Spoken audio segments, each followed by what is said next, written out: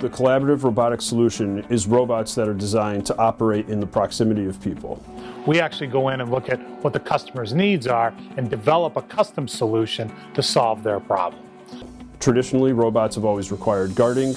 You wanted to keep your distance from robots because they're a dangerous piece of equipment if they're not used correctly. There are mechanical engineers who designed the whole cell, where the robot should be, where the panel should be, where everything should be laid out physically. The collaborative robots are designed to work with people, sense forces, and to understand if they have come in contact with someone that they're working with. So we can provide a solution for a wide array of slow-moving kind of products, and with a collaborative robotic solution that doesn't impact a lot of floor space for the customer, and it doesn't impact a lot of operational change for the customer.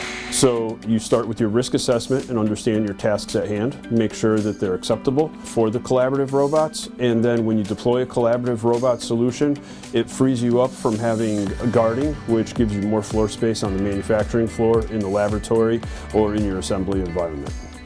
A lady came to me and she said, "Why do you put these robots? Do you think they're better than us? Do you think they're better than human beings?" I said, "No, I don't. That's definitely not how I think about it." I said, "My job is to automate this so that I save your back and I protect you and other people from getting hurt." Palletizing in general, whether it's industrial or collaborative, is definitely an ergonomic benefit for the employee. It's not about reducing jobs or anything of that nature. It's about saving somebody's back for doing a tedious job all day long with some heavy lifting. To be able to move those individuals into higher value tasks like visual inspection, something that requires more dexterity with your hands to assemble a part and put things together, rather than just brute force lifting and putting down, stacking and unstacking cases all day, does a couple of things for them. One, it's a safety preventative aspect, because now that employee is not going to see back injuries or stress and strain.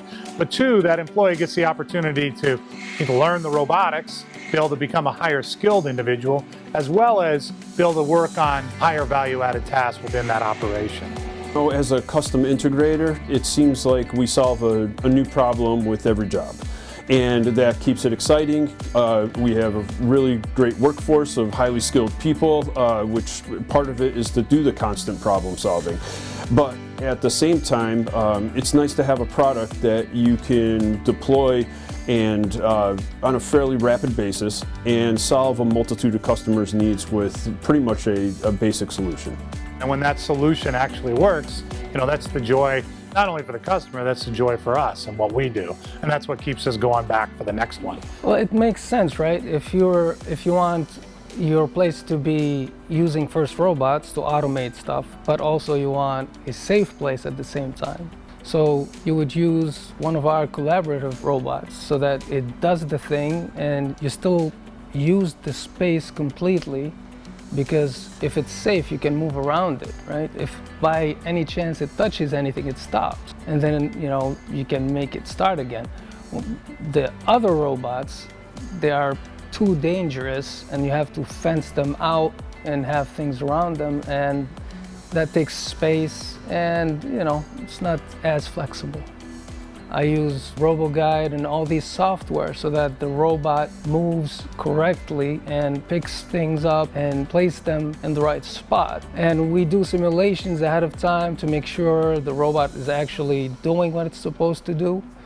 And afterward, we actually download to the robot, test it over and over again to make sure that, everything we simulated is actually true in reality. And finally, we commission it.